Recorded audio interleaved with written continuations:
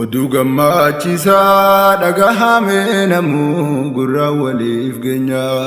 Sheekh Jamaal Aliyyi namni hin beekne hin jiru gara lafaa keenya. Seenaa hojjechuudhaan kan ta'u fakkeenya. Aliif kar importiin har'a hojii galee gammachuun saateenya. Iddoon Finfinneedhaa dhaqaatti wal baraa kan dhihoo fageenya. Iddoon Finfinneedhaa dhaqaatti wal baraa kan dhihoo fageenya.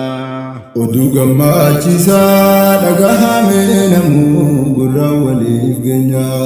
Sheekh Jamaal Aliyyi namni hin beekne hin jiru gara lafaa keenya. Seenaa hojjechuudhaan kan ta'u fakkeenya. Aliif kar importiin har'a hojii galee gammachuun saateenya. Iddoon Finfinneedhaa dhaqaatti wal baraa kan dhihoo fageenya. Iddoon Finfinneedhaa dhaqaatti wal baraa kan dhihoo fageenya.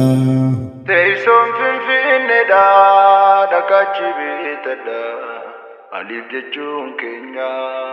Aliif Car Import.